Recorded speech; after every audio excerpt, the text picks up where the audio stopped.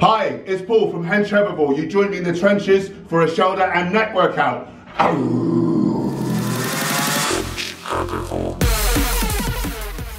Okay, so starting with a seated dumbbell press, I like to really accentuate the medial head of the deltoid. You know, the middle head gives shoulders the width. Oftentimes the front head can be well developed from our chest presses.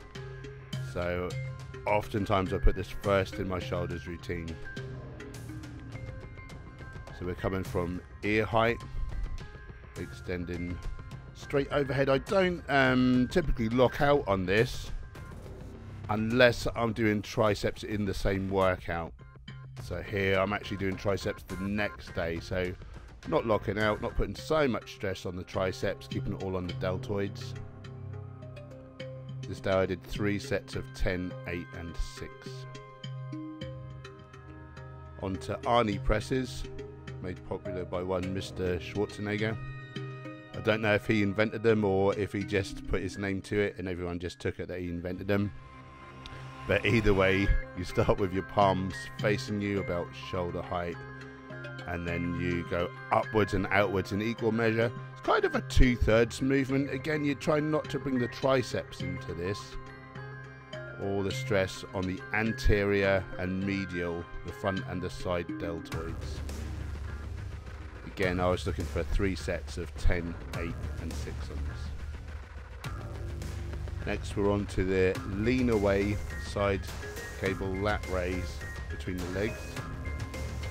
So it makes a difference where you place your feet. Here I've got mine very deep past the pulley. It makes a difference how high up you grab on the post that you're leaning away from. I typically grab about shoulder height. Make sure these things are consistent, or you know, maybe you're trying to progress so you get a little lower each time. I'm aiming for the same angle with my body, but the weight is going up each time. But be consistent. Make sure you're not changing too many variables at once. You want most things the same, but making sure you're improving one of the variables, be it technique, weight, reps, you know, rest time, whatever. According to men in white coats, i.e. scientists, this is the single most effective medial or side deltoid developer. So I'm really enjoying this one, putting it into my routines. Because of the lean, you've got so much more of a range of motion, and because of the fact that it's with a cable, you know, a dumbbell only sort of gets heavy as it comes away from your body about 45 degrees. So the time under tension, like the full tension, it is probably half of what you're getting here. And as we know, the bigger range of motion, the more time under tension, the more propensity to make muscle gains, which is of course what we're after. So whichever side is closest to the machine, that's the leg you want in front. And then you're trying to get your shoulders perpendicular to the machine. There, I typically aim for kind of 6 to 12 reps. I call these side lateral 1.5s. So by being seated, you eliminate much of the cheating, like the ability to swing. You have to go a lot lighter with this exercise versus a standard standing dumbbell side lateral raise. So you do a full rep, which is, for me, I like to go ear height with the dumbbells. And then you're coming down kind of 45 degrees with your arms towards the floor, up to the ears again, and then all the way down. So there's a full range and then a half range for under tension. So in this way, you're breaking the momentum. You have to fight the inertia again to get the dumbbell back up versus swinging it up and down and having the momentum working with you. It's a very good exercise to really burn out those medial heads. There I typically go kind of 6 to 12 reps again. Okay, now to give the anterior or front deltoids a bit more love. So we've got a 45 degree front dumbbell raise. The beauty of being at this angle, again, it's like the lean away cable side lateral raise between the legs. Bigger range of motion, more of a stretch. Really good one, this. I have to rotate the dumbbells to get them past my legs, but as soon as they come past the legs, getting the palms down. Typically I go for 8 to 12 reps of this. On to rear delts. Firstly, rear delt machine flies. Take good care to protract your shoulders, to push your shoulders forwards in the first instance. Hold that protraction and then pull your arms backwards. And typically you'll find they probably won't get past your body. If they're going much further back, you find either if you look at it that your shoulder is moving out of position or your arms are rotating in order to do that. With your shoulders protracted, the range of motion is really limited and it's all on the rear deltoid, the posterior deltoid head, and that's the way to kind of fully shorten it in this movement.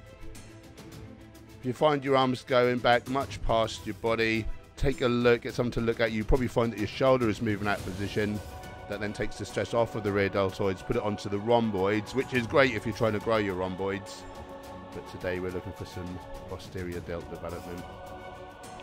3 sets, 8 to 12. Then I've moved over to a low angle dumbbell rear delt fly or bent over lateral raise, depending on how you like to call it. Got a bit of a bend in the arms. I've got the shoulders protracted again and straight out to the sides. With the machine, with the dumbbell, I have experimented at times with having my palms facing backwards. Again, according to those guys in their white lab coats with their fancy electronic equipment, the palms forwards position activates the rear delts best for most people. Some people are different and palms down is better for the masses, palms forwards. And for one more rear delt exercise, bit of a different movement, opted for a face pull. I typically go a bit higher in reps with this, kind of 10 to 15. Take good care to really pull the rope apart, so you're trying to get in the middle of the rope towards the bridge of your nose. In the first instance, you want to take a little step back so you've got tension on the cable. Staggered stance for balance. Make sure that your shoulders are retracted for this one. And rounding out the exercise with some neck training. So all those previous shoulder exercises were for 3 sets. Here I did 9 total sets. I started with 20 kilos for the first 3, went down to 15, went down for 10 kilos for the last 3 sets. So a bit of padding is good. Try to get the weight on the kind of corner of your forehead, so it's not on your forehead, it's not on the top of your head, but right at the edge there. You may have to kind of jiggle it around a little bit as you go to find exactly where it's best for the best pressure to work your neck. We're training the sternocleidomastoid muscles. Great muscle to know the name of so you can impress people at parties. But so that's the muscles responsible. They come from the side of your head to your sort of front of your neck there, and they're responsible for this flexion of the neck. They also are a rotator, so you don't be surprised when you come away from this exercise and you try to turn your head that you have some difficulty once you've got a pump on. I've actually put 2 inches on my neck in the past few weeks really with this exercise, so it's a very effective one. Smaller motion, so a few more reps. I typically go kind of 10 to 15 reps on this. So you're going to slide right to the edge of the bench with your shoulders so your head can go past the bench. Nice big range of motion. And just hold the apex for a second, just really squeezing at the top. If you enjoyed this video, please like and subscribe. Go vegan for victory.